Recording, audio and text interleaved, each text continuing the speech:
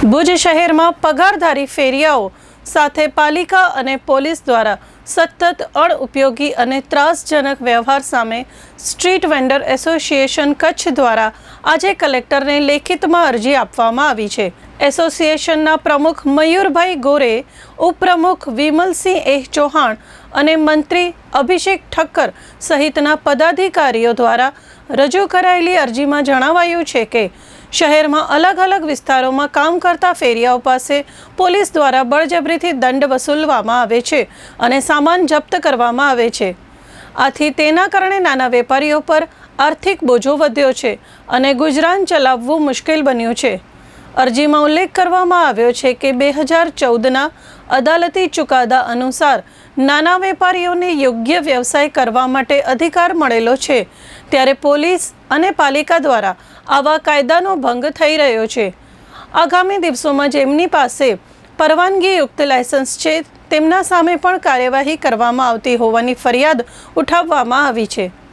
ભુજ શહેરમાં કેટલાક વિસ્તારોમાં પગારધારી ફેરિયાઓને નિયમિત વ્યવસાય કરવાની તક આપવામાં આવે તેમનું સામાન પણ જપ્ત કરવામાં આવ્યું છે। આવો અન્યાય તાત્કાલિક બંધ કરવાની માંગ સાથે કલેક્ટર સમક્ષ રજૂઆત કરવામાં આવી છે।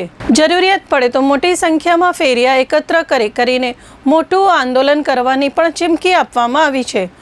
કલેક્ટર શ્રી દ્વારા રજૂઆતને ગંભીરતાપૂર્વક લઈ યોગ્ય કાર્યવાહી કરવામાં આવે તેવી એસોસિએશનની માંગણી છે।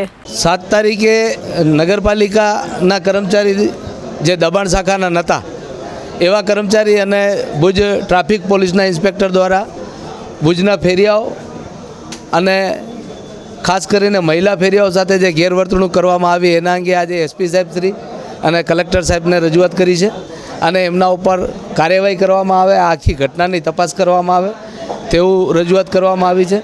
અને સાથે કલેક્ટર સાહેબને સ્પષ્ટ રીતે જણાવવામાં આવ્યું છે કે જ્યાં સુધી આ તમામ મુદ્દાઓનો નિકાલ ના આવે ત્યાં સુધી વાણિયાવાડ વિસ્તારમાં એસટી બસ સ્ટેન્ડ રોડ ઉપર મિની હોલસેલ અને રિટેલમાં વેપાર કરતા કોઈપણ ફેરિયાઓને હેરાન પરેશાન કરવામાં ના આવે। બિલકુલ ટ્રાફિકની ત્યાં કને સમસ્યા છે તો એ કામ ટ્રાફિક પોલીસનું છે, ટ્રાફિક પોલીસ છે ત્યાં કને, ટ્રાફિક પોલીસે ત્યાં કને વ્યવસ્થા કરવા માટે પ્લાનિંગ કરવું જોઈએ। ભુજ શહેરની અંદર એક પણ ટ્રાન્સપોર્ટ પ્લાનર તરીકે કોઈ અધિકારી નથી કે એવી કાંઈ વ્યવસ્થા નથી, એટલે ભુજમાં સૌપ્રથમ ટ્રાન્સપોર્ટ અધિકારી તરીકે કોઈની નિમણૂક કરવી જોઈએ જે ડિઝાઇન કરી આપે, રોડ રસ્તા ઉપરની કઈ જગ્યાએ લારીઓ રહેશે, કઈ જગ્યાએ ફેરિયાઓ વેપાર કરશે, કઈ જગ્યાએ પાર્કિંગ થશે, આ બધી વ્યવસ્થા કરવી જોઈએ જેથી કરીને આ સમસ્યાનો તાત્કાલિક ઉકેલ આવે। ભુજના નાગરિક તરીકે અમે પણ ઈચ્છીએ છીએ કે આ સમસ્યાનો ઉકેલ આવે, પરંતુ બળજબરી અને સંઘર્ષના માર્ગે જો અમને દોરાવવામાં આવશે તો અમે કોઈપણ પ્રકારનો સંઘર્ષ કરતાં પાછળ પડશું નહીં। નગરપાલિકાની વ્યવસ્થા એવી રીતની હતી કે 50 જણાને જમવા માટે બોલાવ્યા અને 10 જણાની વ્યવસ્થા કરી છે, એટલે એની અંદર અફરાતફરીનો માહોલ સર્જાયો, લોકોમાં અરાજકતા ફેલાઈ, ફેરિયાઓમાં અરાજકતા ફેલાઈ, પરિણામે આખી વ્યવસ્થા પડી ભાંગી। એટલે નગરપાલિકા પહેલાં તો પોતાની વ્યવસ્થાને સુચારું કરવાની જરૂર છે।